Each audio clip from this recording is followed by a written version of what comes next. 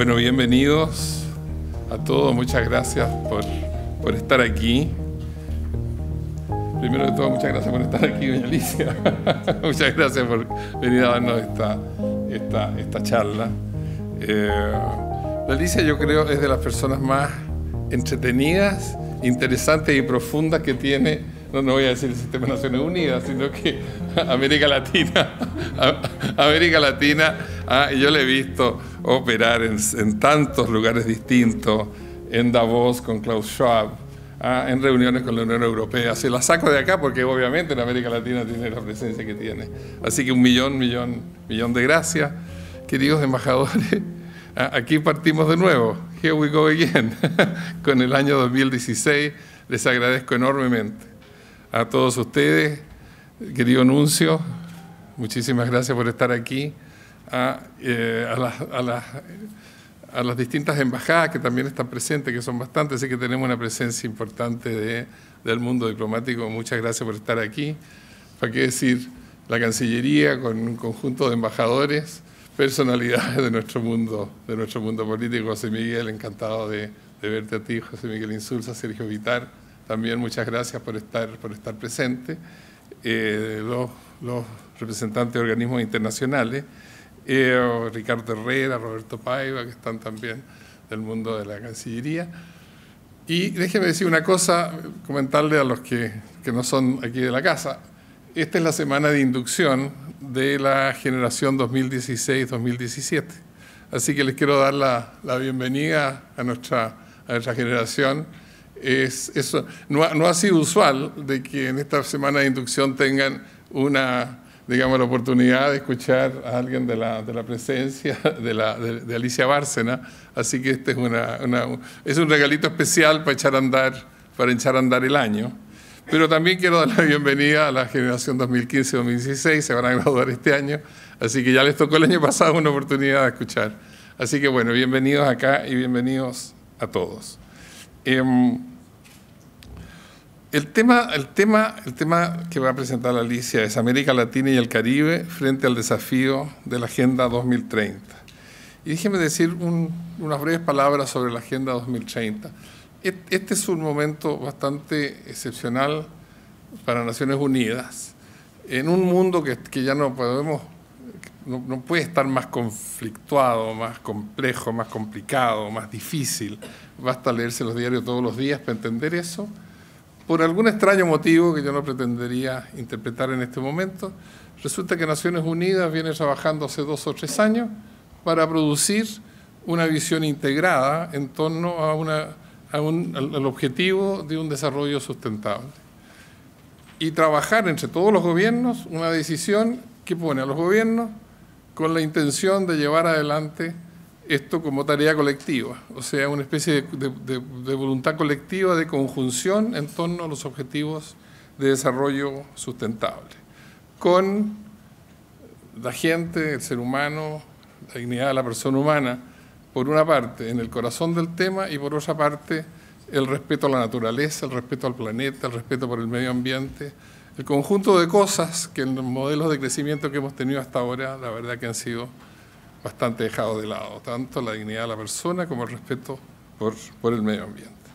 Se fija 17 objetivos, no voy a entrar en el detalle, 169 metas, y va desde la erradicación de la pobreza, digamos, hasta el cambio de los modelos de inversión y de consumo, el trabajo decente, voy a hacer un pequeño paréntesis aquí, la verdad que tengo que decirle que estoy bastante contento personalmente como exdirector general del OIT, porque durante ese periodo me dediqué mucho a decirle al mundo que el trabajo decente era un elemento central de la erradicación de la pobreza, porque uno no sale de la pobreza si no tiene un buen trabajo, de la estabilidad de la familia, de la paz en la comunidad, de la credibilidad de los gobiernos, qué sé yo, lo vinculé con casi todo, porque creo que está vinculado a la calidad del trabajo, ¿no? Bueno, resulta que el objetivo número 8 de los 17 dice que el mundo tiene que perseguir el trabajo decente en esta agenda de ahora al 2030. Así que mi trabajo decente quedó proyectado hasta el año 2030, me quedo contento. Me quedo contento con ese resultado. ¿Qué quiere decir todo esto? Y por eso quiero avanzar hacia la presentación de Alicia. Que este es un desafío gigantesco. Esto que Naciones Unidas se ha propuesto es lo más difícil de la Tierra. Esto no tiene nada de fácil. No tiene nada de fácil porque para que tenga razón de ser tiene que ser universal. Pero el sistema de Naciones Unidas se ha dedicado básicamente a pensar los países en desarrollo, no el desarrollo global. O sea, implica decir, mire, sí, de ahora en adelante, cuando Naciones Unidas habla de desarrollo global, no solo de los países en desarrollo. Solo se puede hacer, lo dice la decisión, sobre la base de integrar las dimensiones económicas, sociales y medioambientales del desarrollo sostenible y la vinculación que hay entre los 17 objetivos que se fija. Esa tarea de integrar es una tarea absolutamente de una gran complejidad en un sistema que es sectorial, en un sistema en donde las instituciones son sectoriales y en un mundo de los estados en que los estados también piensan sectorialmente porque existan todos los ministerios. Y de repente nos decimos, ¿sabe qué? Toda esta cuestión hay que agarrarla y tenemos que comenzar a ver en qué consiste un desarrollo sustentable que integra estas diversas variables. Hay una tarea de reflexión, de pensamiento extraordinariamente importante, pero muy compleja y muy difícil. Después ¿qué tenemos ahora? Tenemos los objetivos del milenio, pero si uno compara los objetivos del milenio con los objetivos de desarrollo sustentable, nada que ver. O sea, uno no puede decir, ya no importa, si tenemos los objetivos del milenio y ahí los vamos adecuando para llegar al desarrollo sustentable, no ocurre. Los objetivos del milenio eran cosas muy puntuales, muy concretas sobre ciertos proyectos y programas que había que desarrollar en torno a temas de la pobreza. Esta es una visión integradora de lo que es el desarrollo. La calidad del crecimiento. En múltiples partes se habla de la necesidad de un crecimiento distinto en materia de inversión, consumo, como señalé. Un crecimiento vinculado a la gente y a la protección del medio ambiente, como dije al principio. Y todo esto, y esto es una cosa que Alicia ha descrito muy bien, en un contexto en donde estamos claros que la crisis financiera que comenzó el 2008-2009 no ha terminado. Y que los superciclos o la deuda de la superciclo de las materias primas se ha terminado, etcétera. No entro en el detalle, pero sabemos que la situación es compleja, es difícil. La estamos viviendo en Chile, estamos reduciendo los gastos públicos en Chile. O sea, pero esto está pasando no solo aquí, está pasando, digamos, en toda la región. De manera de que, ¿qué quiere decir recibir a Alicia Barza en ese contexto? ¿Qué quiere decir tener a la Alicia para adentrarnos en este terreno? Lo primero que quiero decir es que la Alicia y su equipo en la CEPAL es absolutamente precursora de estos temas. No es que de repente le lleguen y digan, ufa, ¿qué es lo que vamos a hacer aquí? Porque pues es que complicado, así que vamos a tener que repensar. No. La CEPAL no tiene nada que repensar, tiene que ver cómo profundiza más aún lo que ha venido haciendo. ¿Por qué? Porque resulta que Alicia tomó el tema, y su equipo tomó el tema de la desigualdad y lo comenzó a mirar desde distintas perspectivas. El 2010 en Brasil presenta la hora de la igualdad. Brechas por cerrar, caminos por abrir. El 2012 en El Salvador, cambio estructural para la igualdad, una visión integrada del desarrollo. 2012, la integración ya está ahí. 2014 en Lima, pactos para la igualdad hacia un futuro sostenible. Pacto, la necesidad de que todos los que tienen que intervenir en esto estén trabajando juntos. Y ahora el 2016 en México, que va a ser en mayo, el informe se llama La igualdad en el centro del desarrollo sostenible. Entonces, digamos, para alguien que ha sido precursora de todos estos temas, me parece que contarnos cómo está América Latina, cómo es la América Latina de hoy, con sus complejidades y dificultades. Yo mencioné los problemas externos, tiene un conjunto de problemas de orden interno también. Y cómo se vincula con esto otro me parece, digamos, de una gran importancia. Y después, el otro motivo por el cual esto es fundamental es que el espacio de lo regional, digamos, la importancia de lo regional está creciendo. Está creciendo en el mundo. Está creciendo incluso en cosas que se observan. La negociación mundial sobre comercio, digamos, en la OMC, en un momento se paró. Y ahora estamos haciendo cosas que tienen que ver con convenios de acuerdo en las regiones o multirregionales, etcétera. Las fuentes de financiamiento se están creando, los bancos regionales están creciendo de una manera exponencial. El banco más importante en la región nuestra es la CAF, no el Banco Interamericano. Bueno, estas cosas están pasando. Menciono estos dos temas, están pasando muchísimas otras cosas también en la articulación política de las regiones. Así que entonces escuchar a la secretaria ejecutiva de la CEPAL con la importancia que está adquiriendo lo regional es la otra dimensión que yo quería mencionar. De manera, Alicia, esta es una no sé si breve introducción, pero en todo caso una introducción que señala el significado, el verdadero significado profundo, sustantivo, político, de sensibilidad por la región y el mundo que significa tenerte aquí hoy día. Así que muchísimas gracias y démosle una bienvenida a doña Alicia.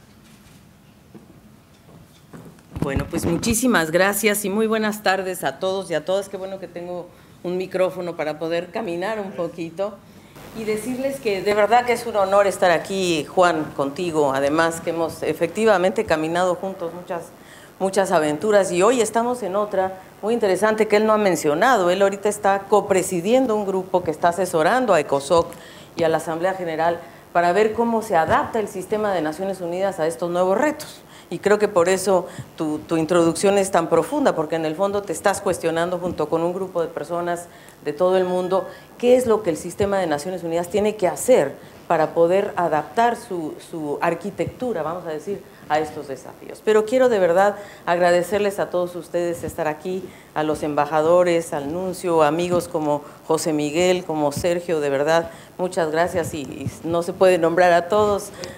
Nosotros también hemos compartido tantas cosas respecto a China y los colegas de la Cancillería, así es que muchísimas gracias y sobre todo a los jóvenes y a las jóvenes que están aquí hoy, que espero que esta reflexión, porque en el fondo no es que sea una presentación contundente en ningún sentido, es dónde estamos en CEPAL hoy pensando en torno a esta Agenda 2030.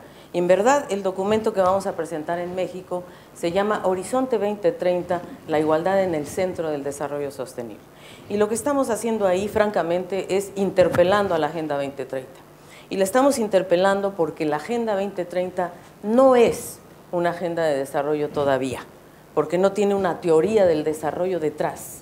Es un listado de 17 objetivos y 169 metas, y ahora estamos en 220 indicadores que se van a aprobar la próxima semana. Pero, ¿cuál es la teoría del desarrollo detrás?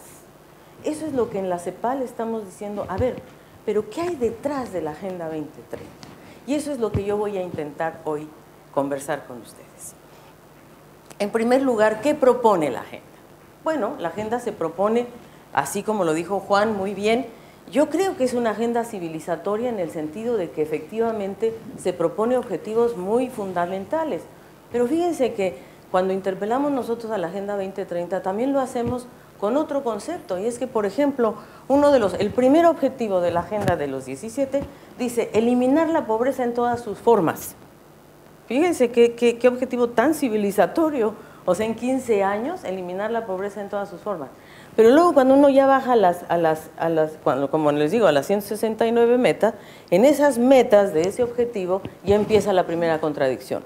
Porque dice, eliminar la pobreza extrema.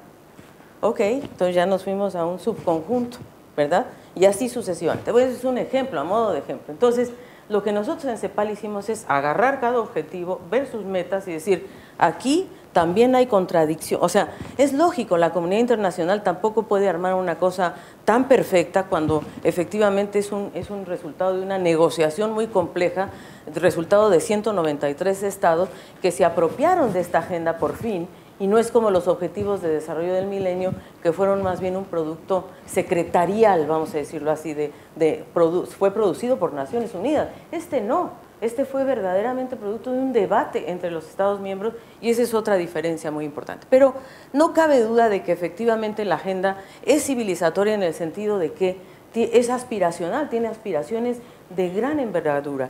Y por otro lado, es universal. Y eso sí que es importante. ¿Qué quiere decir que sea universal? Quiere decir que todos los países tienen responsabilidades frente a esta agenda.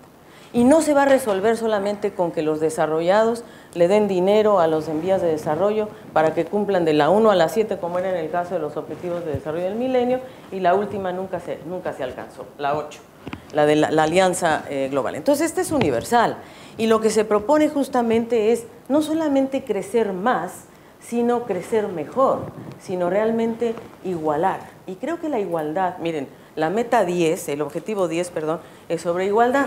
Ese objetivo, a ver, Eduardo Gálvez, tú que estuviste en las negociaciones, entraba y salía, ¿por qué?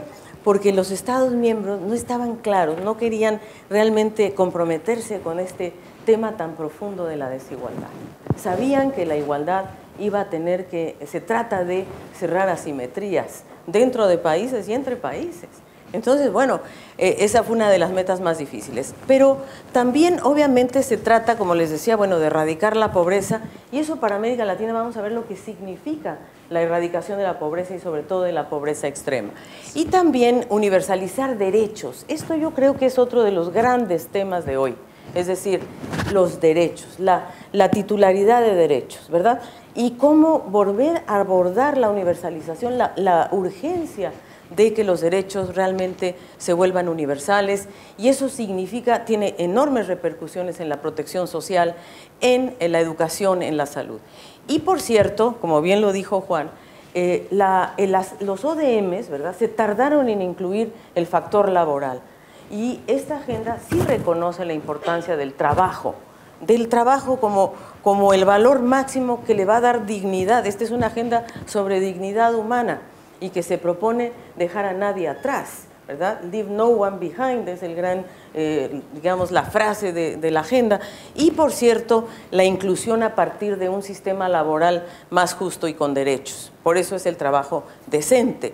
Y potenciando capacidades humanas, porque ahora vamos a analizar más adelante que uno de los grandes desafíos de hoy es la revolución tecnológica.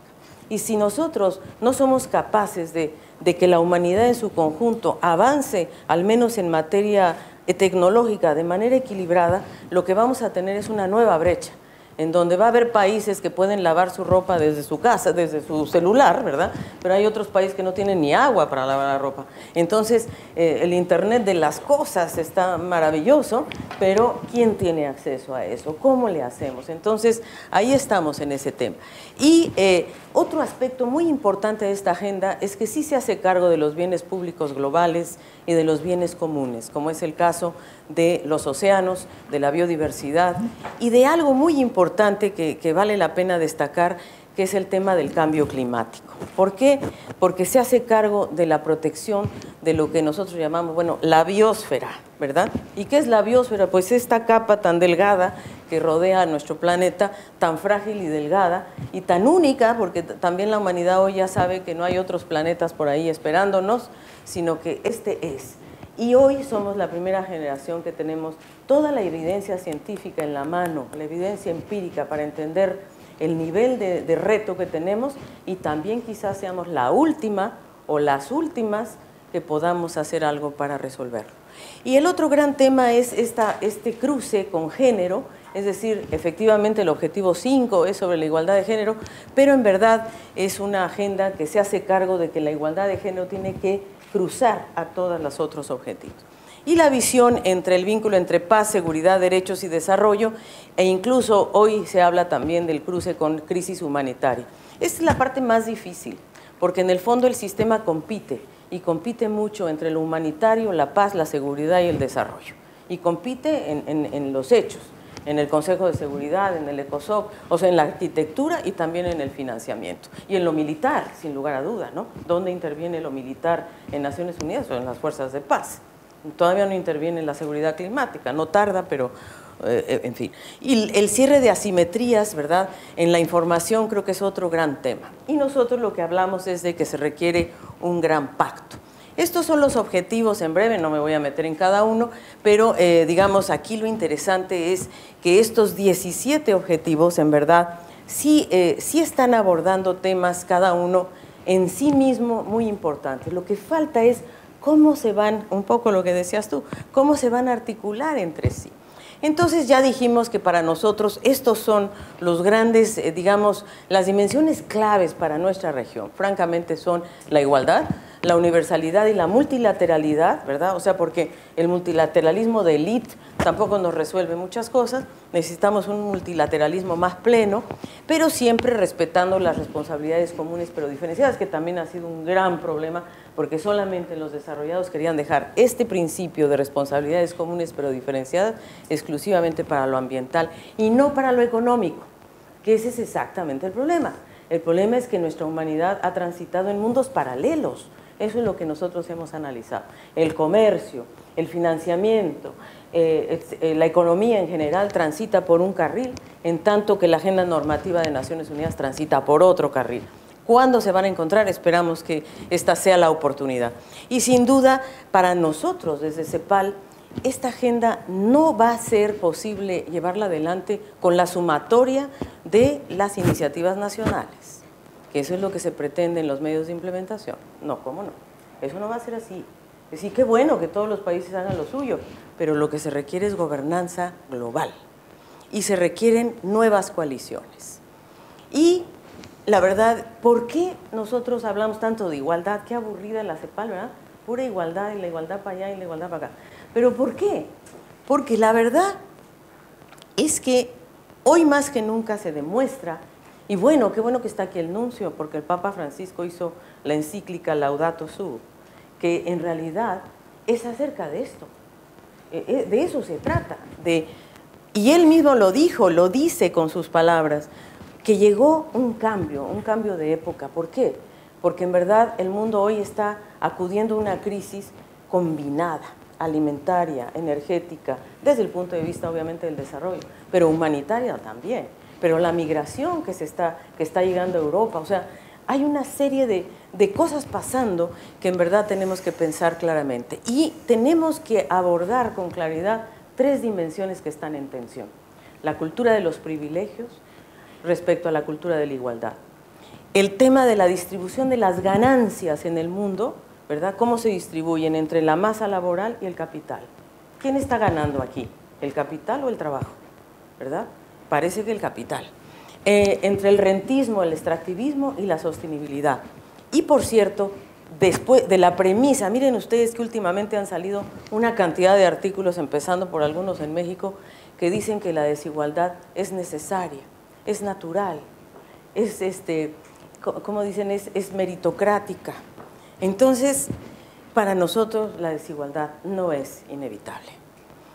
Y entonces, en la CEPAL nos hemos dado a la tarea de decir de qué se trata esto, de qué se trata esta agenda, qué tenemos que hacer, y lo que creemos es que hay que repensar el estilo de desarrollo y para ello hay que mirar a la región desde el punto de vista de su estructura y desde el punto de vista de la coyuntura que estamos atravesando. Y en primer lugar tenemos que hacernos cargo, y esto Sergio lo ha planteado incluso en algunos documentos de CEPAL, de los grandes cambios tectónicos que está hoy viviendo la humanidad. Tú habías abordado creo que 5 cambios, de los cuales nosotros retomamos algunas de tus reflexiones y vemos, sin duda, la irrupción de China. Y mira, la irrupción de China, embajador, no solamente es comercial, no, es militar, es política, es que China nunca se fue, o sea, por eso tampoco hay que decir irrupción mucho, pero China es el reino del centro, ¿verdad? Pero de pronto China aterrizó en Naciones Unidas en la asamblea del año pasado, ¿verdad? Y planteó otro tipo de tablero, esa es la verdad, removió el tablero político. Y obviamente también removió el tablero comercial, porque ahora vamos a ver por qué. ¿Cuál es la explicación de estos acuerdos o de megaacuerdos regionales? ¿Por qué el TTP? ¿Por qué el TTIP? ¿Por qué el RCEP? ¿Por qué no la OMC? ¿Por qué? ¿Qué está pasando en el mundo? ¿Y qué está pasando con la economía financiera que se ha desacoplado en forma tan tremenda de la economía real? La revolución tecnológica. Tú hablaste de Davos, Juan. Quien estuvo en Davos este año pudo saber que Davos se trató sobre la 4ª revolución industrial. Y el corazón de la discusión es la robótica, la inteligencia artificial. Cómo la innovación tecnológica de hoy ha logrado replicar el cerebro humano, multiplicarlo por varias veces, ¿verdad? Ya hay máquinas que pueden leer 300,000 documentos en una hora o qué sé yo, procesarlos, no sé qué, no sé cuánto. Entonces la innovación va como avión, en tanto que las reglas del juego no, ni la institucionalidad. Los propios innovadores, las propias grandes empresas están preocupadas porque no hay gobernanza clara respecto a esta gran innovación tecnológica. Y la otra cosa muy interesante es la desigualdad global. Fíjense qué curioso, la única región que avanzó en materia de desigualdad fue América Latina. Seguimos siendo la más desigual, eso sí, pero la única que avanzó un poquito fue la nuestra. Todas las demás hubo un enorme deterioro en términos de desigualdad. Y la otra cosa es la transición demográfica. La población está creciendo menos, ¿verdad? Y está envejeciendo. Entonces, eso está generando una tensión adicional, que es que esta generación joven que está por aquí se va a tener que hacer cargo de esta generación que está por aquí adelante, ¿verdad?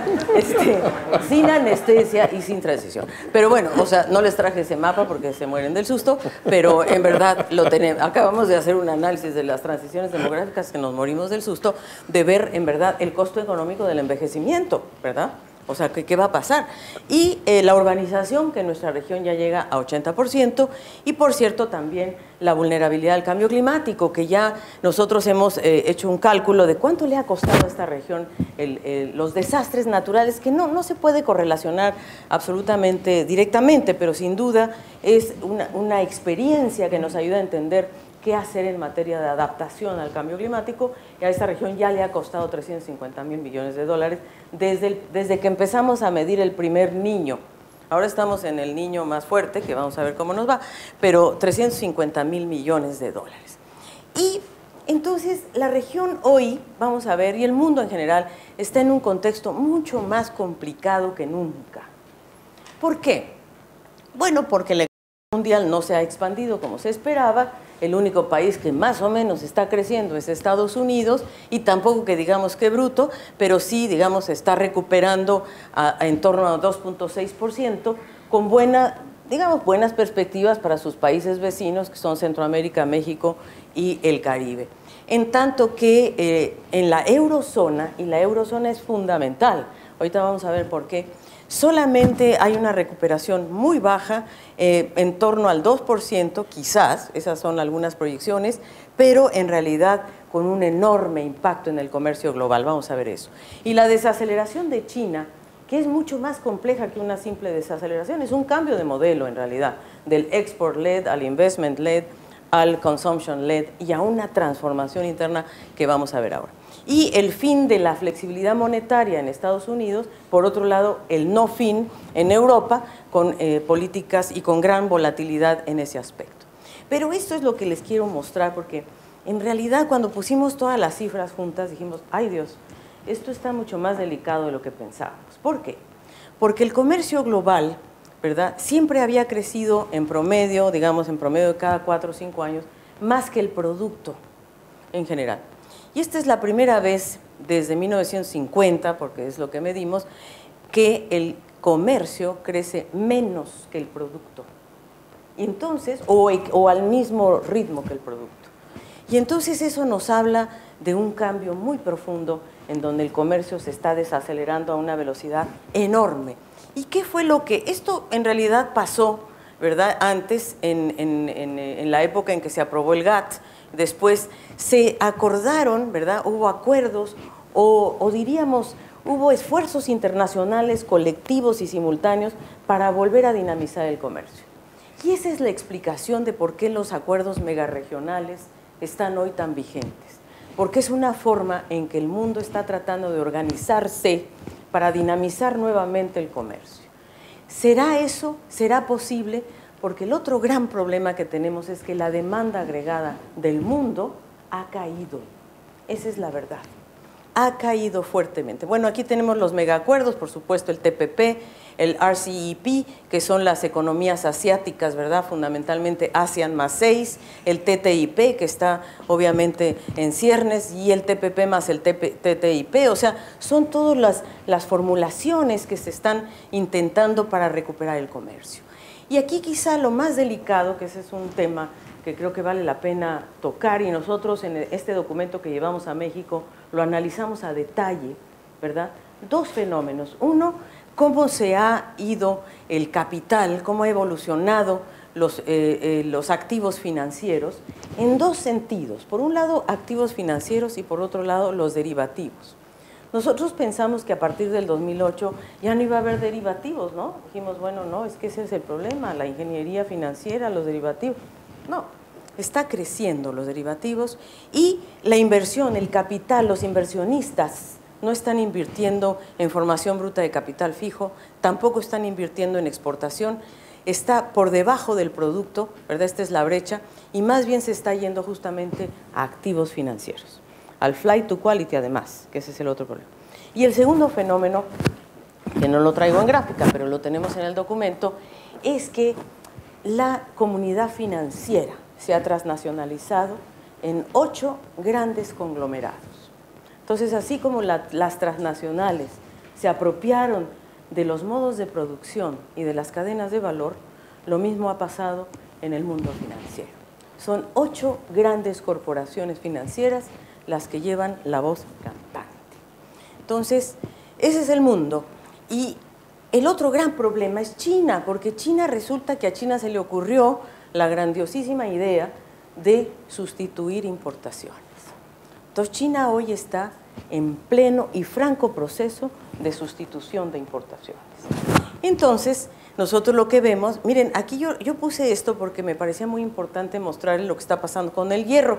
Ustedes saben que Dilma Rousseff estuvo acá, vino a la CEPAL el sábado, tuvimos un conversatorio con ella y justamente hablábamos de lo que está pasando en Brasil, por ejemplo, con el hierro, ¿verdad? No es solamente que cayó el precio de los commodities, ya lo dijo Juan, lo hemos dicho nosotros, lo ha dicho todo el mundo, pero el gran problema es que China se dedicó a comprar hierro.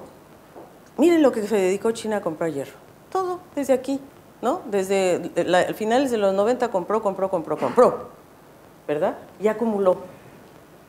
Y entonces China hoy tiene una sobreoferta, o sea, la gran oferta de hierro y de acero está en China. Y los acereros de Europa, los acereros de Estados Unidos, nuestros acereros, están vueltos locos porque no hay demanda, hay sobreoferta. En acero, en cobre, ¿verdad? Y en una cantidad de minerales muy importantes. Pero la otra cosa preocupante es que China, ¿verdad?, ha sustituido el contenido importado de sus exportaciones. Es decir, ha sustituido importaciones en su cadena de valor, ¿verdad? China, el gran exportador también, pero que tenía muchos bienes intermedios en el camino. Entonces, China está sustituyendo importaciones, es lo que está haciendo. Y luego, bueno, de esto tenemos un análisis muy detallado de cada una de estas láminas, ¿verdad? Yo le estoy pasando un vistazo, pero para que ustedes miren por dónde va la vida, ¿no? Y quizá la parte más preocupante de la desigualdad global, esto se presentó en Davos, ¿verdad? Esta es la combinación de dos documentos, uno el de Credit Suisse y otro de Oxfam, pero que nosotros vimos, bueno, vamos a analizar los dos, vamos a analizar las fuentes de los datos de los dos, y llegamos a este grafiquito precioso, en donde vemos que la mitad del mundo, ¿verdad?, el 50% de la mitad del mundo, o sea, los 3.500 millones de personas del planeta, fueron evolucionando en su riqueza positivamente, pero a partir del 2009 cayó la riqueza de la mitad del mundo, o sea, de 3.500 millones de personas, en tanto que la riqueza de 62 personas, 62 personas, llegó a tener los mismos niveles que la mitad de la población mundial. Este es el problema de la humanidad de hoy. Este problema se analizó en Davos por las grandes empresas, y las grandes empresas llegaron a la conclusión de que esto no es sostenible, tenemos que hacer algo. Y una de las ideas que CEPAL tiene, que se las voy a dar al final, yo decía, esta debe ser una locura lo que estamos nosotros pensando. Pues ni tan locura, van a ver ustedes que muchas de estas empresas están en la misma locura que nosotros, o más bien en la misma reflexión que nosotros, que no podemos, si esto sigue bajando, que es lo que se espera que suceda, y esto sigue subiendo, que las 62 personas sigan acumulando riqueza, esto va a ser un tema difícil. Conclusión del mundo, de la situación que nosotros vemos en el mundo. Primer punto, lento crecimiento de Europa, ¿Y por qué es tan importante? Porque Europa representa un tercio, pesa un tercio en el comercio internacional. El otro tercio es China y Estados Unidos solo pesa 12. Entonces, que se recupere Estados Unidos, buenas noticias para los 12% que pertenecen a ese grupo. Pero que caiga Europa o que caiga China representa una caída del 60% en el comercio internacional. Y por eso es tan importante. Y el otro tema gravísimo que el G20 la semana pasada lo abordó en su declaración es que hoy tenemos exceso de liquidez, menor dinamismo en la demanda agregada después de la crisis. Es decir, estamos en la falta de reciprocidad. Raúl Prebisch hablaba del principio de reciprocidad. Él decía que cuando los países superavitarios, en este caso en nuestro mundo de hoy, Alemania, Holanda, los países superavitarios deben estimular la economía. Pero si los países superavitarios se ajustan, que es lo que está pasando ahora, ¿verdad?, ¿qué nos dejan a los deficitarios? Pues nos ajustamos todos y entonces lo que pasa es que nos vamos a un sesgo recesivo. Entonces hoy la economía está en un sesgo recesivo y ese es el problema. Y la sustitución de importaciones de China, que lo que está pasando es que hay menos demanda y sobre todo también el acorte de las cadenas de valor. Capaz que nosotros estamos diciendo vámonos al TPP porque nos queremos subir a las cadenas de valor. Espérate, analicemos qué está pasando con las cadenas de valor antes de eso. Y sin duda las grandes debilidades de la gobernanza mundial, porque por ejemplo esto que les decía del G20, el G20 en su declaración de la semana pasada en Shanghái dice que todos los países del G20 hagan lo posible y pongan todos los instrumentos a funcionar para lograr la expansión coordinada del producto global. Nosotros eso es lo que estamos pensando. Tiene que haber una expansión coordinada, un nuevo keynesianismo, eso es. Y con reestructuración productiva, porque si no nos vamos otra vez hacia la insostenibilidad. Nosotros vemos que nuestra región está estancada, que tiene el peor desempeño exportador en décadas. Por favor, cuidado, cuando decimos nuestro modelo es export-led, está perfecto, pero miren, vean las cifras para ver dónde estamos. Con alta heterogeneidad, seguimos con los mismos problemas estructurales de reprimarización y baja innovación, con mucho menos espacio fiscal. Hoy tenemos menos espacio fiscal que hace 2 o 3 años. Todos los países están en un ajuste, ¿no? Obviamente la CEPAL dice ojalá el ajuste sea selectivo, ¿verdad?, que se proteja lo social para que no haya un retroceso, pero también tenemos otros problemas como la vulnerabilidad climática y el poco comercio intrarregional que se ha deteriorado. Antes estábamos en 19 más o menos, hoy estamos como en 17, estamos peor que antes, es decir, la irrupción de China redujo nuestro comercio intrarregional, especialmente en Centroamérica, que era la región más potente. Y desde luego la concentración funcional, que es la que les decía. Y aquí estamos, este es nuestro panorama hoy de crecimiento, el 2016 con un muy magro 0,2, en América del Sur incluso negativo.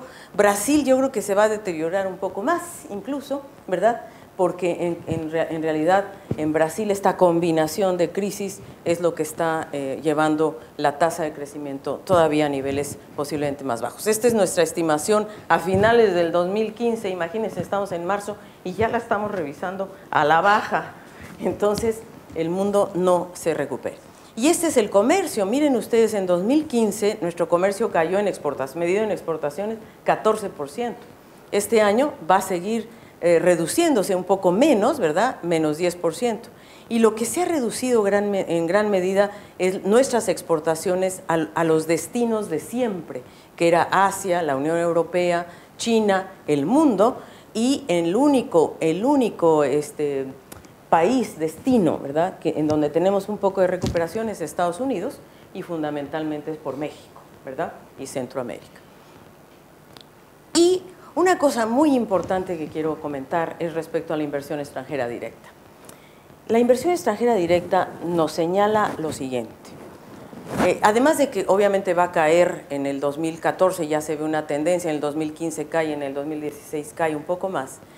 Pero lo preocupante, y esa gráfica la iba yo a traer, pero no me dio tiempo de incorporarla, pero les cuento el dato. El dato es que la inversión extranjera directa en 2015 creció un 90% en los países desarrollados y solo un 5% en los en vías de desarrollo. Y ese 5% en Asia, en África cae y en América Latina cae. Entonces, ¿qué nos dicen estas cifras cuando nos metemos a analizar? El fenómeno del reshoring. Las empresas están de vuelta en Estados Unidos, en Europa, en los países desarrollados. Es decir, va de vuelta la ola de inversión extranjera directa hacia Estados Unidos, hacia Europa.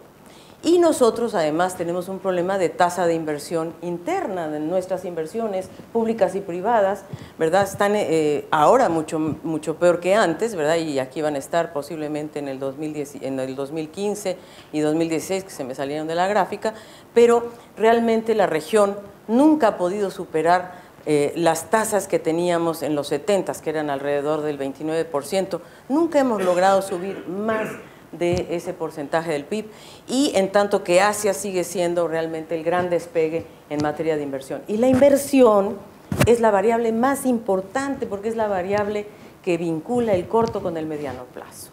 Y nuestra región ha basado su crecimiento fundamentalmente en el consumo, y ese es el problema, consumo público y privado. Y el otro gran tema para nuestra región, ¿verdad?, es que no aumenta nuestra productividad. Esta gráfica, el 100% o el 100, vamos a decir en porcentajes, es Estados Unidos. La productividad de Europa está más o menos en 70% respecto a Estados Unidos. Miren la nuestra, ¿no? Y más bien parece, digo, si la pusiéramos en una rayita, parecería una gráfica de la UTI. O sea, no avanzamos para nada, o sea, estamos ahí. Y, o sea, estamos 85 veces peor que Estados Unidos en materia de productividad. Y nuestra innovación, este es el problema de fondo en nuestra región. Entonces, nosotros hemos tratado de desagregar la innovación en variables como el número de patentes, por ejemplo. Miren China, miren dónde estaba China, en 1990, aquí estaba China, era el 1%. Miren dónde está China hoy, 35%. Ese es el tema de fondo, que China se tomó en serio la innovación y la introdujo en sus cadenas de valor, y nosotros estábamos en 2 y seguimos en 2, si no es que menos. Entonces, este es el problema de fondo. Digamos, nosotros estamos midiendo las patentes aquí, pero si medimos otras variables también, ¿no? Y las tenemos también. Pero es nada más para darles un ejemplo. Y la pobreza, nuestro tema de fondo en la región, es que la pobreza se nos estancó, llegó a una meseta. En 2012 dejó de avanzar el tema de la pobreza, se quedó estancada. Y la pobreza extrema sube en el 2015. Estas son las cifras más actualizadas, y hoy por hoy tenemos que los pobres extremos creo que son 71, ¿no? ¿Cuántos dijimos? 71. 15. Sí, 75, exactamente. Estábamos en 71 y subió a 75 millones. O sea, nosotros vamos exactamente en sentido contrario de lo que dice la Agenda 2030. O sea, si queremos ir cumpliendo la Agenda 2030 al 2030, tenemos que eliminar la pobreza de 75 millones de personas en nuestro continente, por lo pronto. Y la desigualdad, que también es uno de nuestros graves problemas, en todos lados creció, pero en nuestra región más. Y este es el comparador que nosotros hacemos de la participación de la masa salarial. Aquí lo que mostramos es que, como les decía, entre el 2009 y el 2002, sí, la desigualdad bajó en América Latina en forma muy importante en todos estos países, los que están por debajo de la línea media, excepto Costa Rica. México no, se quedó más o menos igual. En relación a la participación de la masa salarial, es decir, cuánto ganan los trabajadores más cuando va creciendo la riqueza, vamos a decir, o el producto, ese reparto, ¿a dónde ocurre? En los países donde hubo mejor reparto de las ganancias de productividad fue en Brasil, en Argentina. Esos son los dos países donde hubo más reparto. En los demás, muy poco. Hay algunos en donde hubo avances, pero relativamente poco. En este caso es al revés, los que están por arriba de la línea media son los que avanzan, los que están por debajo de la línea media son los que no avanzan. Y, a ver, cuando hablamos de financiamiento, Eduardo Gálvez, fíjense ustedes el problema de nuestra región, que no tenemos dinero para esto, que no tenemos dinero para lo otro, que hay que ajustar los gastos fiscales, muy bien. Entonces nosotros dijimos, ¿por qué no calculamos en la recaudación efectiva cuál es el monto de la evasión fiscal? ¿No? Para saber, ¿no?, cómo está la cosa. Entonces medimos que en el impuesto sobre la renta, el monto de la evasión fiscal es más o menos 194,000 millones de dólares. La evasión fiscal hoy en América Latina. Entonces, sí hay dinero, pero que paguen, que no evadan, que no eludan. Y en el caso del IVA, del impuesto al valor agregado, el impuesto indirecto, es de 127,000 millones de dólares. Es un equivalente aproximado de 6.2, 6.3 puntos del PIB, es lo que se está evadiendo en América Latina en impuestos directos e indirectos en la recaudación nacional. Y claro, pues entonces nunca llegamos, ¿verdad?, a los niveles en los que está la OCDE. No, ni llegaremos, porque con este nivel de elusión y de evasión fiscal estamos en un problema. Y luego tenemos el otro precioso cuadro de los fondos ilícitos. Los fondos ilícitos que son por corrupción, por comercio, por no declaración de empresas de inversión extranjera directa. Hay muchas empresas que vienen a invertir a América Latina que no reportan impuestos, que no reportan datos corporativos. Entonces, esa elusión o esos flujos ilícitos representan un 3.3% del PIB.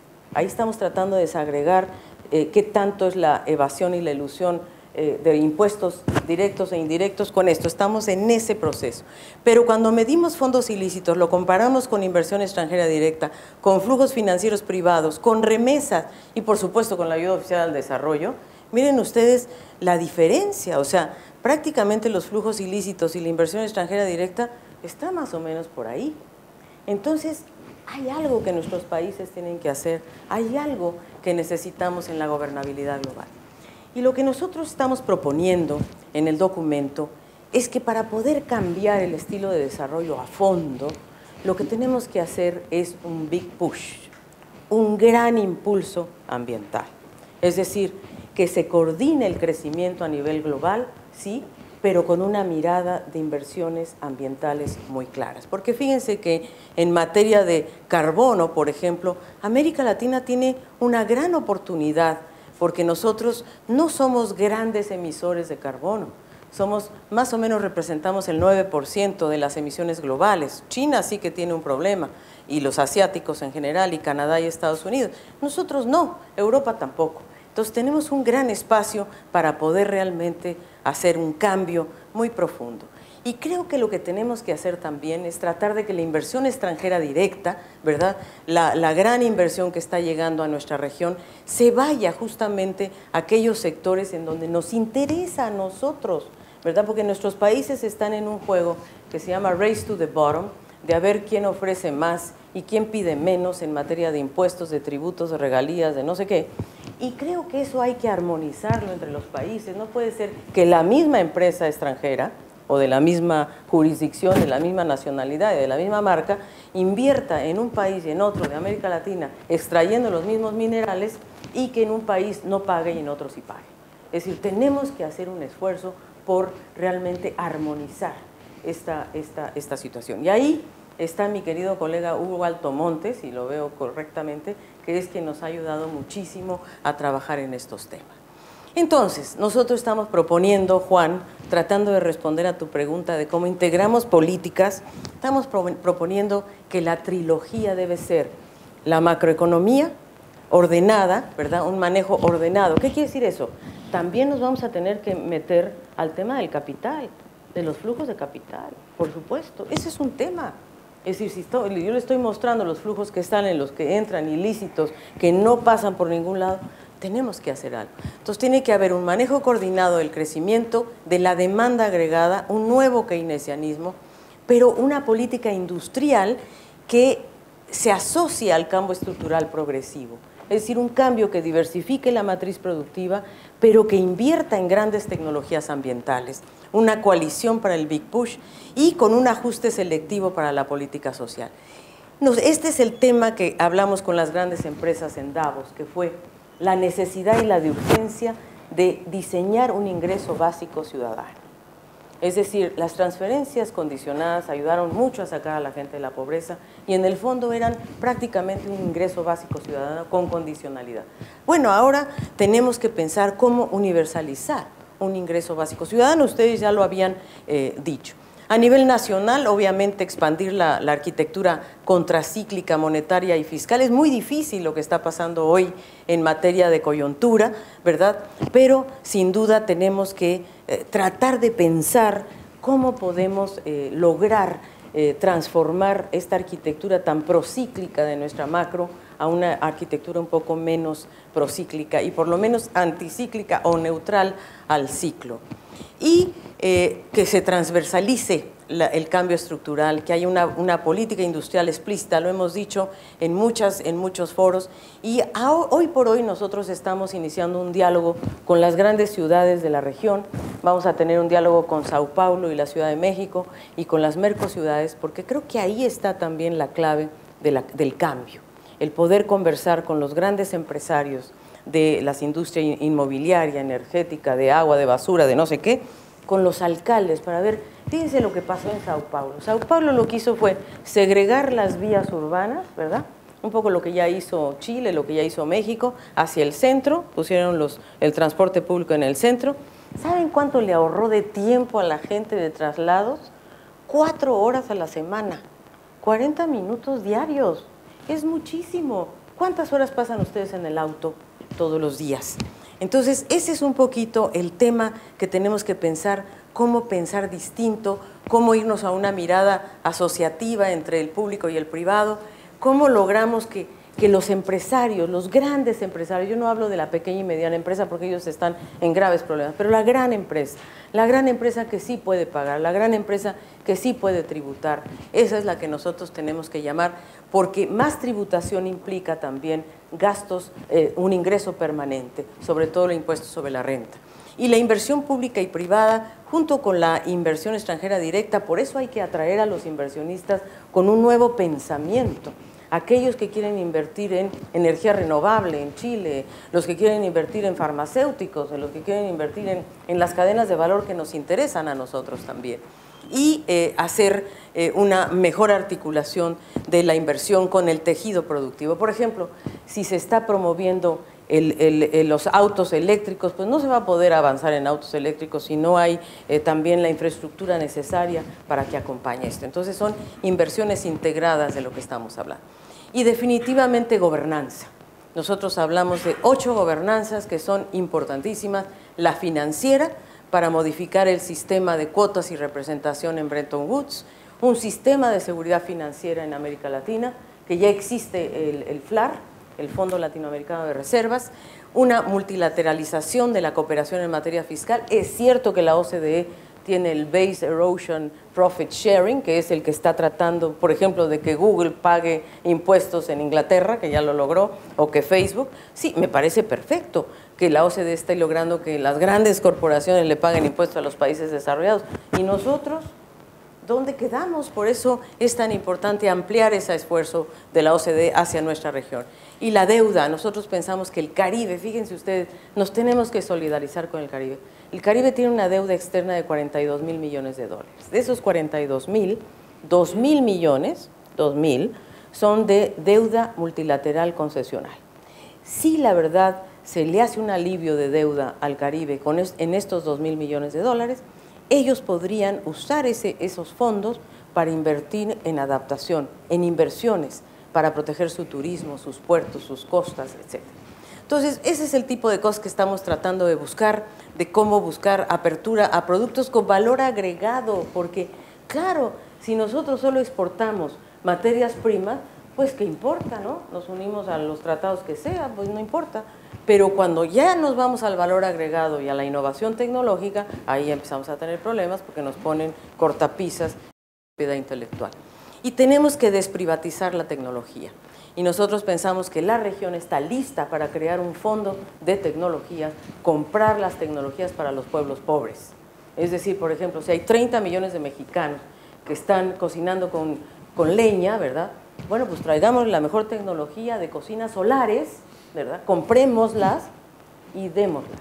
Es decir, la desprivatización de tecnologías para bienes públicos básicos. La gobernanza digital, urgente, es urgente la gobernanza digital. Lo que está pasando en materia de Big Data, la apropiación de datos de las grandes empresas, sin que nosotros digamos ni a, nada más cuando abrimos nuestro iPhone que dice, ¿usted está de acuerdo con una cosa larguísima? Pues tú dices, sí, I agree. ¿Ya supiste a qué dijiste I agree?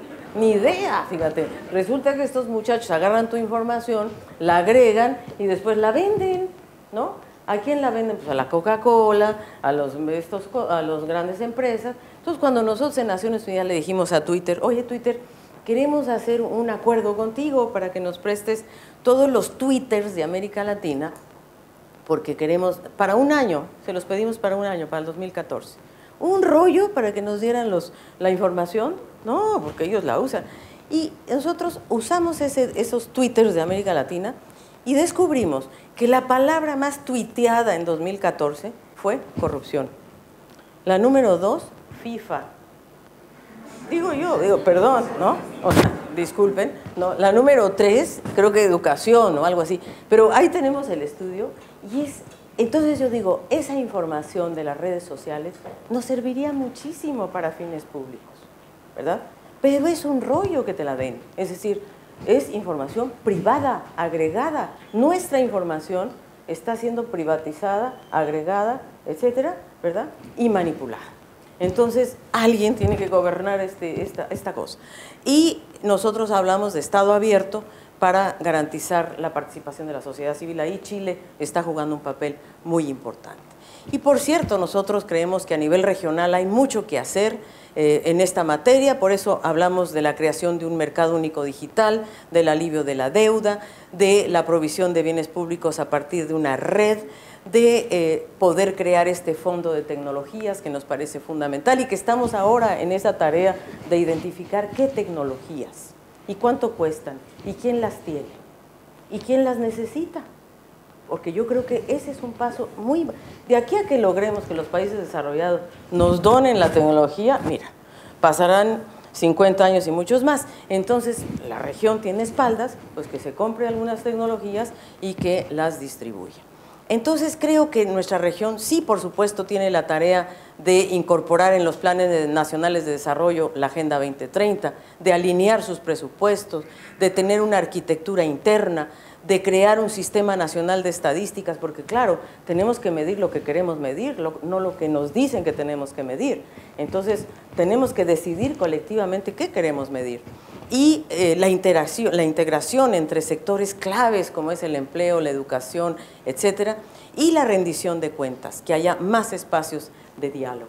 Entonces, realmente la Agenda 2030 sí nos pone grandes desafíos, nos pone unos objetivos durísimos. ¿Estamos preparados para absorberlos? ¿Tenemos el cambio de mentalidad necesaria para hacer este giro paradigmático de pensamiento, de movernos de una sociedad que consume a una sociedad más productiva y de bienestar? ¿Estamos listos para hacer concesiones en esa dirección y tener un plan colectivo hacia el horizonte 2030? Esas son las preguntas en las que estamos en la CEPAL. Muchas gracias.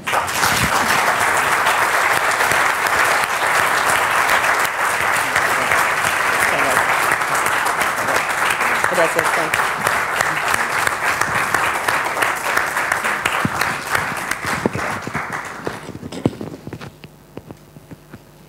Bueno, yo creo que esta reacción tenue y limitada que acabas de escuchar te da una idea de la reacción de la sala, ¿no?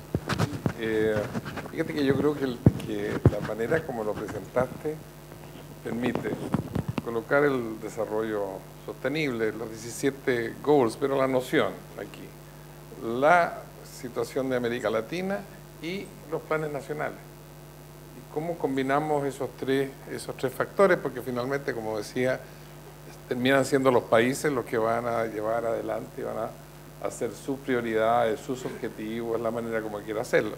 Entonces, la CEPAL está en un marco con una mano en lo global y con otra en lo nacional, que me parece interesantísimo como etapas posteriores a todo este análisis. Así que muchísimas gracias. Alicia ha tenido la gentileza de querer tomar algunas preguntas, de manera que les ofrezco la palabra. Señor embajador, usted siempre ha sido muy activo. O comentario. O comentario, exacto. O comentario.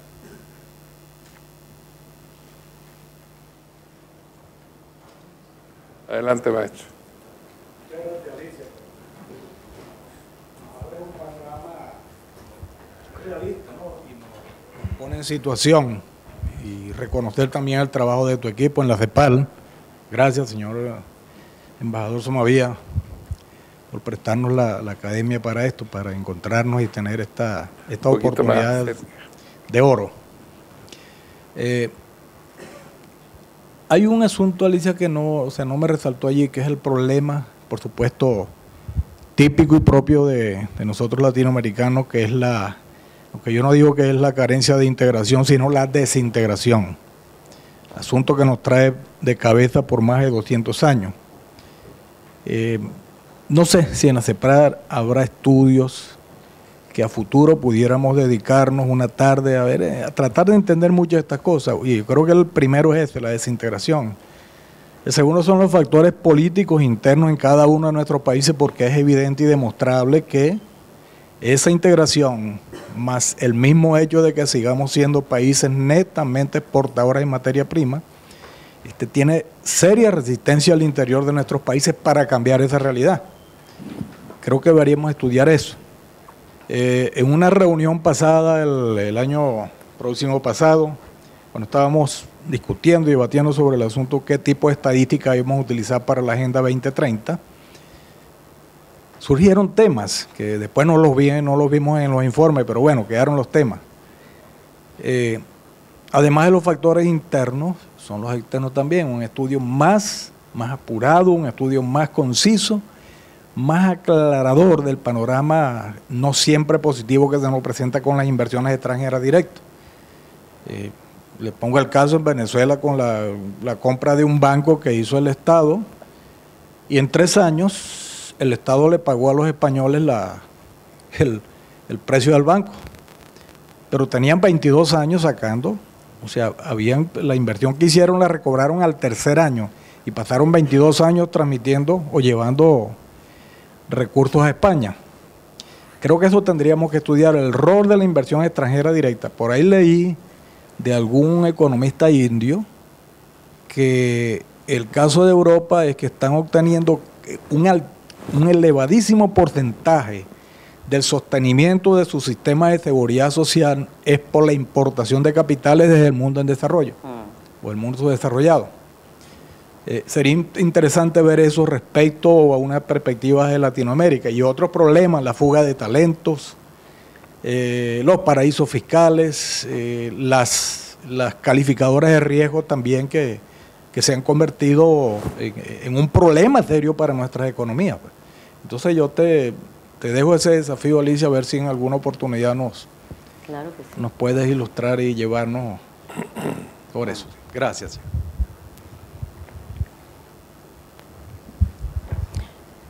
Mientras se piensa en otra pregunta, te cuento que es muy importante, embajador, lo que estás diciendo tú ahora. En este conversatorio con la presidenta Rousseff y previamente con la presidenta Bachelet, un tema muy de fondo fue analizar a detalle la posible convergencia, por ejemplo, entre la Alianza del Pacífico y Mercosur. Nosotros hicimos ya un primer documento al respecto, pero ahora nos piden que vayamos un paso más allá. Y yo creo que va por ahí. Entonces, en eso estamos. Y también analizando qué otras oportunidades. La verdad es que el enfoque que le estamos dando en la CEPAL a la integración tiene una visión un poco diferente a la anterior. Estamos dándole una visión de cadenas productivas, de cómo hacemos una integración productiva. ¿Qué tipo de sectores pueden integrarse? En este momento a la Cancillería chilena, mexicana, colombiana y peruana estamos haciendo un estudio sobre la posibilidad de crear una comercializadora conjunta de productos pesqueros, o sea, de los 4 países de la Alianza del Pacífico. Y está resultando súper interesante y muy motivadora porque en realidad eso podría darle un gran valor agregado a la integración, ¿verdad? Es decir, a la integración de un sector productivo que se exprese en una forma de comercialización conjunta. El segundo tema que nosotros analizamos es el tema de la facilitación de comercio. Descubrimos en números, ¿no?, en evidencia empírica, que podríamos presentarlo con mucho gusto, que el tema a veces más importante de la integración comercial en América Latina es un problema de facilitación en términos de aduanas, de transportes, o sea, los productos se quedan parados en las aduanas porque el señor de la aduana no le habló al señor del puerto, porque, o sea, hemos identificado todos los obstáculos que existen en los principales puntos de paso en la región, y con mucho gusto lo podemos compartir. Y tercero, en relación a la IED, hemos hecho también un análisis, y este año lo vamos a actualizar, de la repatriación de capitales de las principales empresas que han venido a América Latina, cómo se ha dado este fenómeno de la repatriación de capitales en los últimos, por lo menos en los últimos 5 años. Y también cuántos empleos reales, directos e indirectos, ha creado las diferentes empresas, o por lo menos por rubros de inversión, ¿no? Por ejemplo, en el rubro minero, cuando no hay ningún tipo de valor agregado, ni uno, se va el metal como tal, la creación de empleo es más o menos $1 millón de inversión, un empleo. Cuando ya le das un poquito de valor agregado, ya son 3 empleos. Entonces, hemos hecho esa correlación y creo que es muy importante esa afirmación, porque justamente hay que identificar cuál es la inversión extranjera directa que más empleo genera. Hay empresas que generan mucho empleo, como el caso de la industria automotriz, por ejemplo. Esa genera mucho empleo y encadena, y eso también es importante. Y el otro tema en el que la CEPAL empezará a hacer un estudio ahora es el papel de las empresas públicas. Creemos que es muy importante poner en números el papel que tiene Codelco, Petrobras, la empresa uruguaya de energía. Entonces estamos todo más vinculado a temas de energía y minerales, para ver un poco en algunos países seleccionados, no podemos hacerlo en todos, pero sí queremos mirar, por ejemplo, para nosotros Codelco es una empresa testigo de las empresas mineras en Chile, ¿verdad? Porque tienen ganancias de productividad similares, porque tienen eficiencias muy similares las privadas y las públicas, pero la distribución obviamente de las ganancias de productividad de Codelco es mucho más distributivo que las otras, pero es natural porque es una empresa pública. Pero entonces queremos un poquito poner en perspectiva el papel de las empresas públicas, para ver un poco dónde están las eficiencias, si es un problema de propiedad o es un problema de apropiación, es un problema de métodos, es un problema de qué. Y yo creo que eso es un tema que hay que abordar, y desde luego los otros temas que nos has planteado, el de las calificadoras de riesgo es muy importante, porque las calificadoras de riesgo le están aplicando los mismos criterios a los bancos de desarrollo que a la banca comercial, y creemos que eso no puede ser, tiene que haber una diferenciación. En fin, son temas súper importantes y mucho nos ayudaría invitarlos a ustedes, embajadores, y a los que quieran, a un conversatorio en CEPAL para que nos den justamente pautas de cuáles son los temas que a ustedes o a sus países les está preocupando. La CEPAL es de ustedes, es un think tank regional en donde estamos al servicio realmente de las necesidades de estas preguntas que ustedes quieran plantear.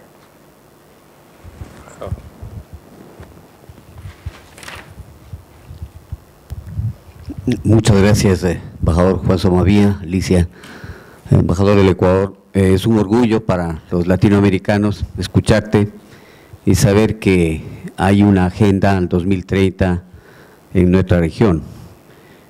No lo sé si en otras regiones de Naciones Unidas las haya, pero los más jóvenes tendrán que valorar esto, porque no es fácil. Nos consta como Ecuador, como Secretaría, como Presidencia Pro Tempore de la CELAC, lo que costó sacar la Agenda 2020, no sé, una agenda al corto plazo, no se diga una agenda al 2030.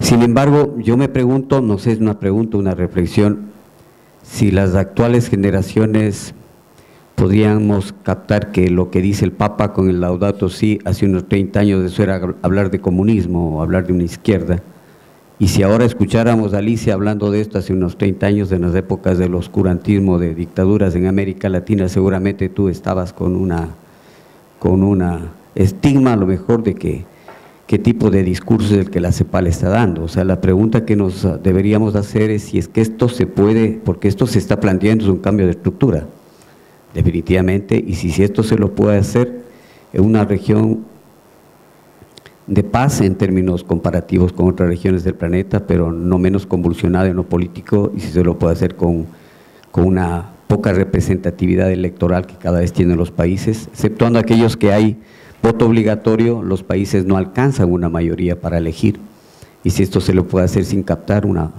el poder político en función del bien común.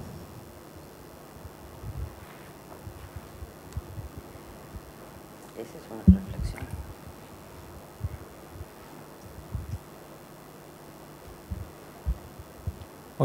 Hola, buenas tardes. Yo soy Néstor Guerrero, profesional en formación acá en la academia. ¿Podría, señora Alicia, profundizar dentro de lo que se pueda en el acuerdo transpacífico, en el TPP, y la relación que este tipo de acuerdo tiene con lo que usted decía en su presentación sobre la no industrialización de nuestra economía en América Latina? Muchas gracias.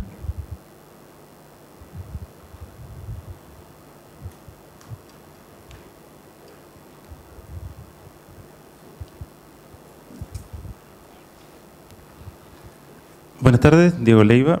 Quería hacerle una consulta respecto del nuevo keynesianismo. Quería saber a qué se refería con este nuevo keynesianismo. Si tiene relación con el keynesianismo verde u otra forma, el post-keynesianismo verde. No sé si pudiese profundizar un poco sobre eso. Muchas gracias. Estamos en la pregunta. Sí, claro.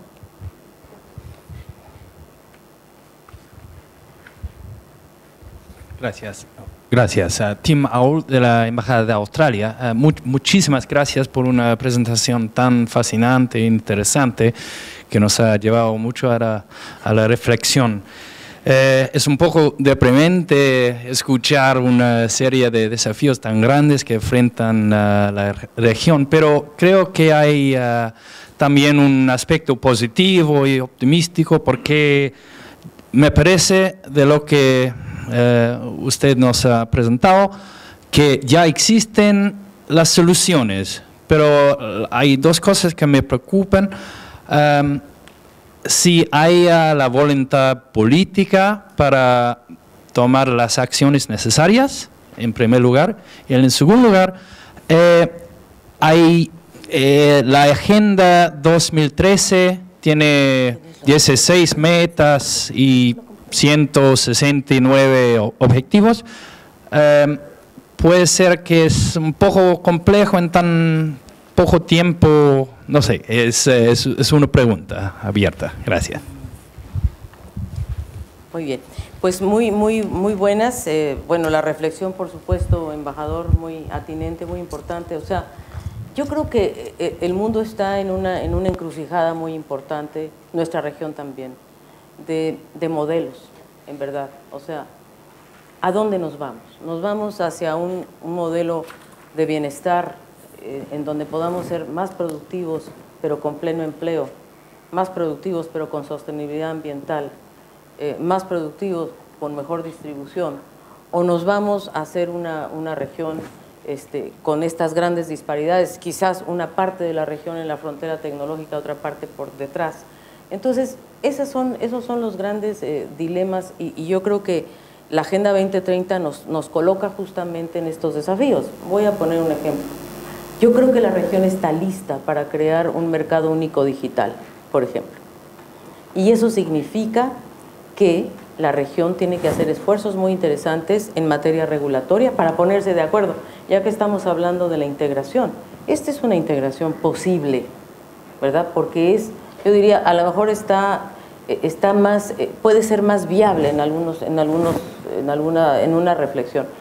El caso de Centroamérica es bastante emblemático. Nosotros estamos siguiendo muy de cerca la integración eléctrica de América Central. Y en la integración eléctrica está la oportunidad de construir a la par la fibra óptica de mayor potencia. Y entonces eso es lo que estamos discutiendo en este momento. La CEPAL está discutiendo con los ministros de telecomunicaciones, con los de electricidad, con no sé qué, a ver si es posible que se integre en un mercado único digital. Yo no digo que toda la región lo pueda hacer a la par. Yo creo que Centroamérica y México pueden ser un bloque y UNASUR, sin duda, Sudamérica, otro bloque. Y yo creo que tenemos condiciones muy importantes para hacerlo. ¿Y qué significa eso? Eso tendría un beneficio directo en donde de un 51% de personas que hoy tienen acceso a Internet en América Latina, pasaríamos a la universalidad del Internet.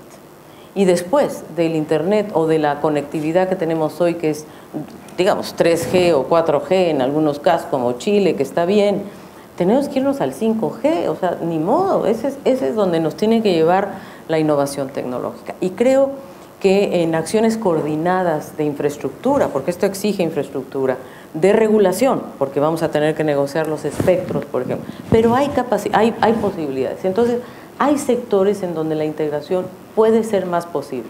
Tenemos que imaginar qué sectores pueden llevarnos a ello, y yo creo que eso es posible hacerlo. La otra pregunta en relación, pero bueno, creo que tenemos que ir hacia un pensamiento, primero un pensamiento latinoamericano propio nuestro, y segundo un pensamiento progresista en el sentido más amplio de la palabra, es decir, en el sentido de que queremos el progreso social y el progreso compartido. Es hacia esa dirección donde yo creo que tenemos que ir. Y por cierto, el tema del TPP, que por supuesto aquí hay gente que sabe mucho más que yo del TPP, pero lo que sí te puedo decir es que, vamos a ver, yo creo que es un acuerdo muy importante del cual no pudieron, o sea, tienen que pertenecer a aquellos países cuya relación comercial más directa es con Estados Unidos, como es el caso de México, como es el caso de Chile. O sea, son países que ya se aliaron desde antes, vamos a decir. El tema de fondo es cuál es el valor agregado para países como Chile y como México el entrar al TPP. Yo creo que esa es la pregunta de fondo. Y ahí yo creo que hay cosas positivas, como es el punto de la denominación de origen.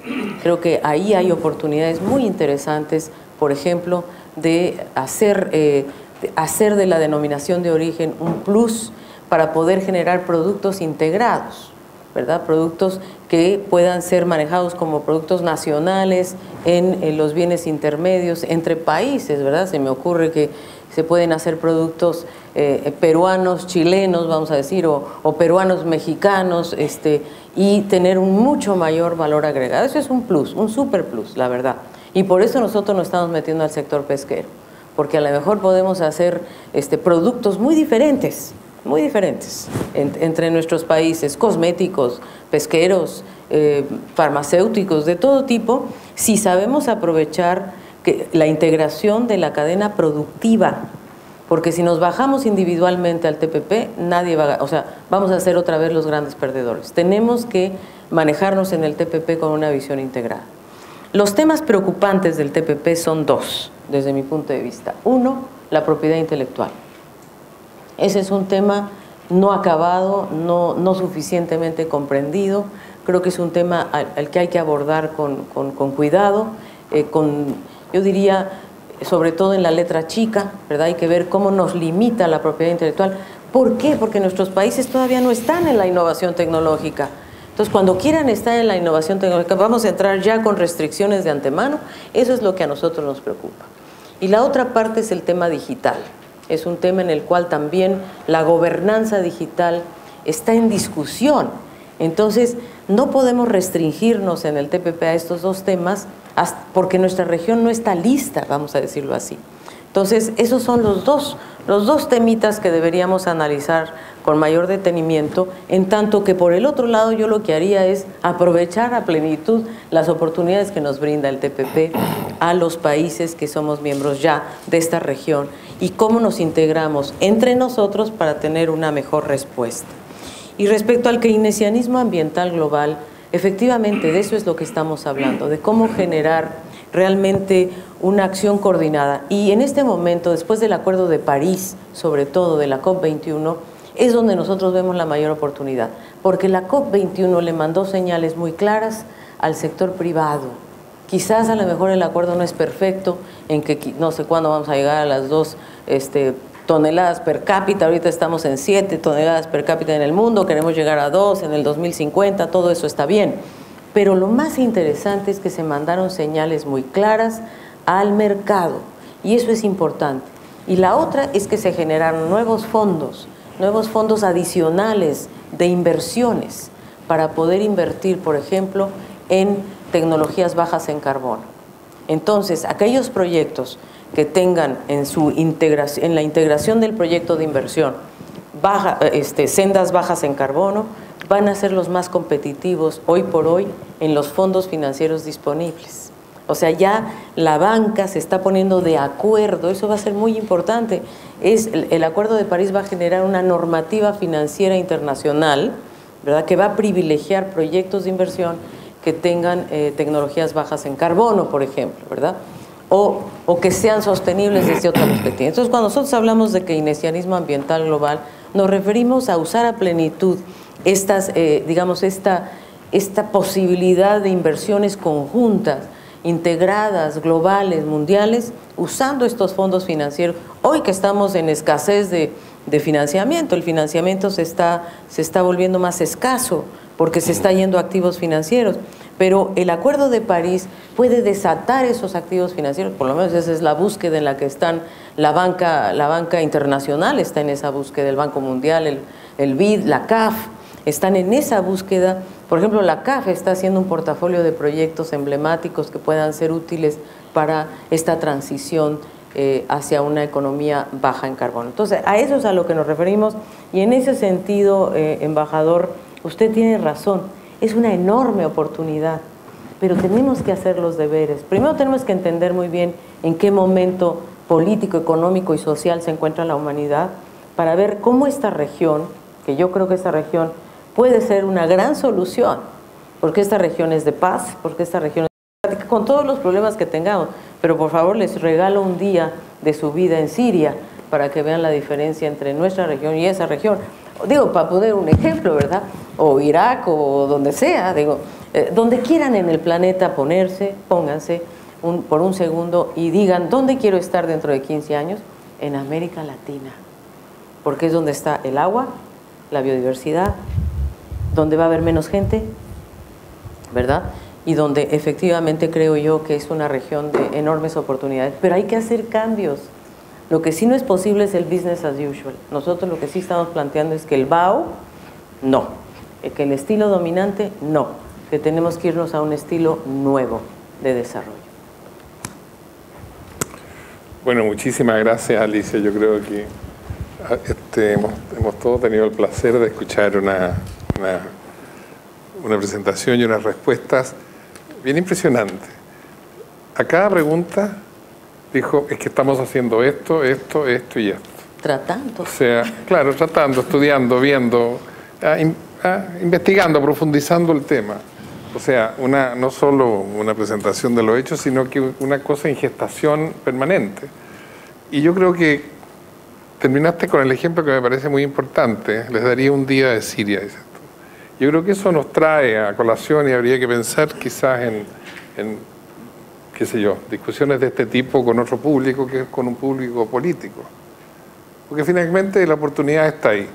Naciones Unidas, los países decidieron a través de Naciones Unidas de tener los objetivos que hemos discutido.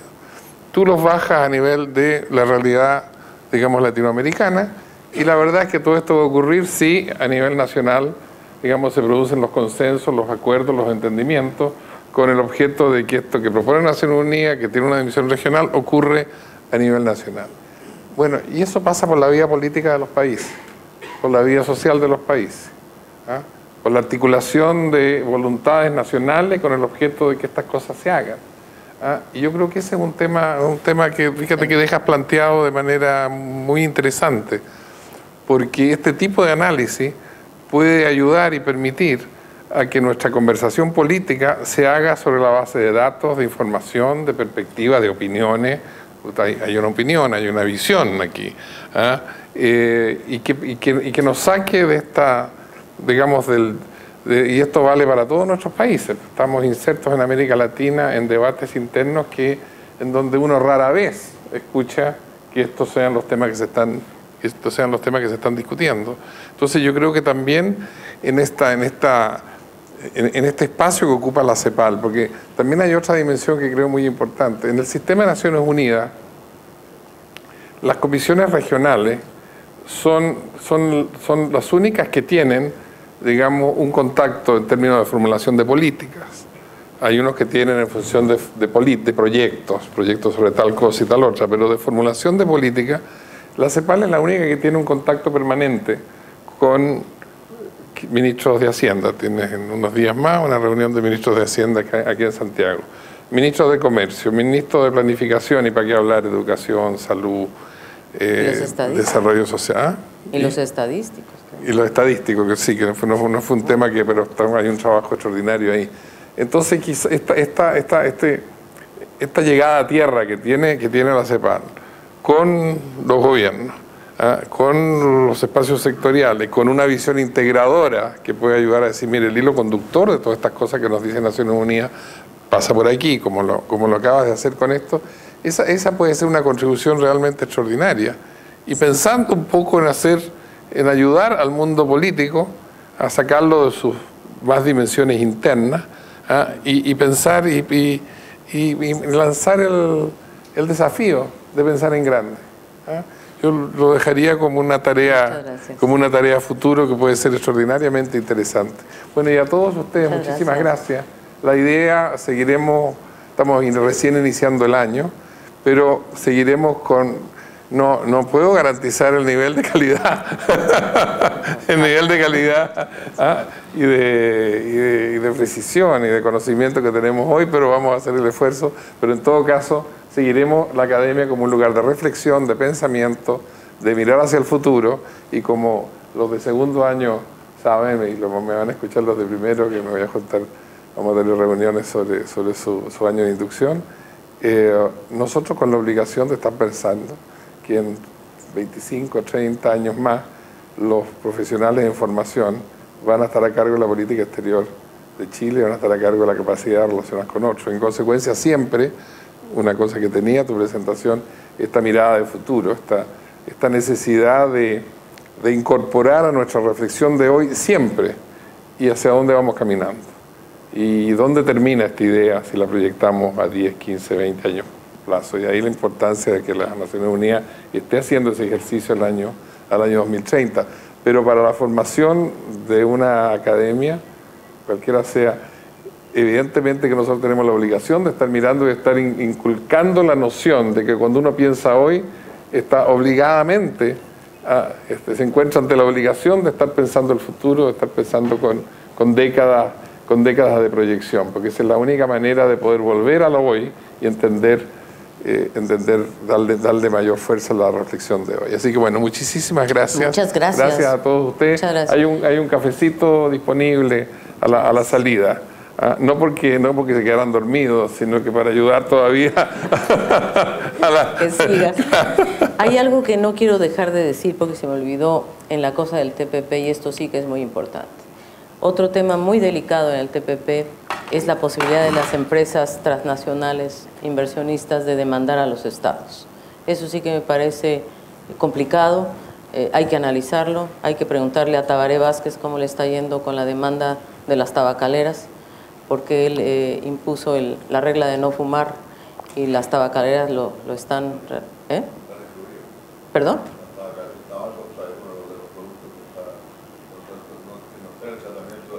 Menos mal, pero digo, esa dinámica es la que a mí me preocupa mucho en el caso del TPP. Pero bueno, veamos qué pasa. Muchas gracias.